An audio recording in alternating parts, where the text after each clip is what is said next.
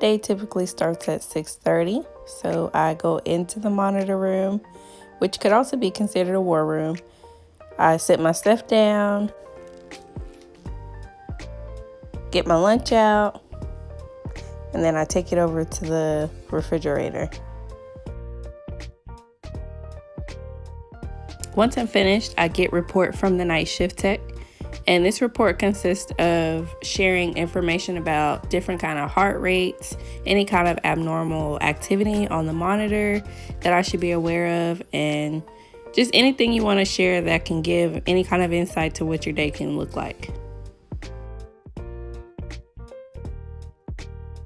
So these are the documents that we use every day. So we have a call log and we have a monitor log. So the call log essentially is just us writing down the room, the person who called or we called, what they called for, and then the time.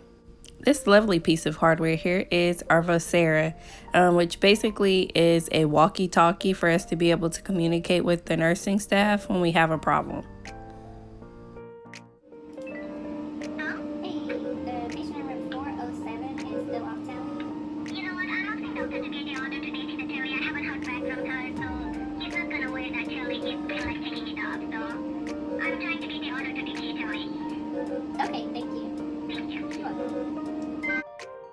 This is the device that we put on the patient.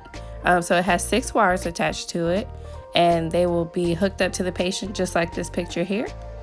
So I'm going to show you how we admit the patients into our system. So you'll click admit on the screen, enter the patient information. I'm going to use a fake name, last name Doe, first name Jane. And once you finish typing that information in, you're going to add the patient's room number and the box number, and this one is 8527.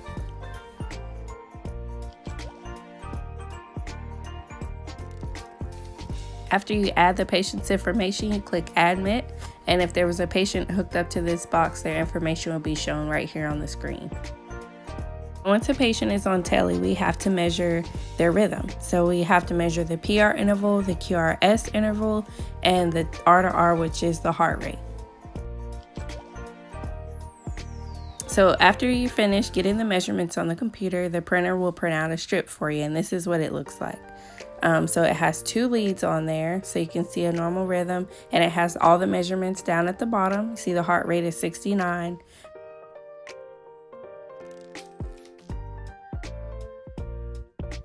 So an up-close view of what every rhythm should have is a P wave, QRS, and a T wave. So these are the things that we're looking for when we look at these strips, and if not, we need to notify the doctor.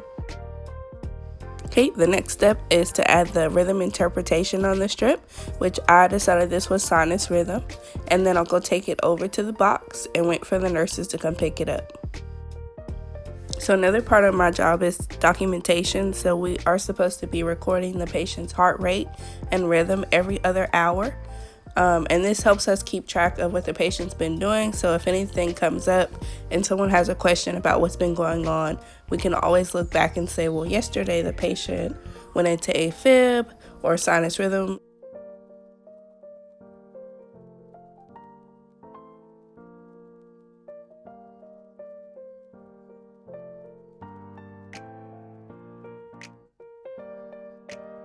So this is a quick glance at the kind of rhythms that you'll see on tele.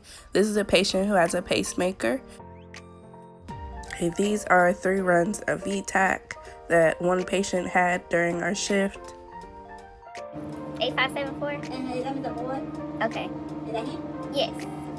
You ID? Yes. Psychiatric, your attention please, all clear. Security alert, security assistance. Adult psychiatric, your attention please, all clear. Security alert, security assistance. And occasionally we like to have fun on our shift. So sometimes we'll have a visitor and they will come entertain us for a while.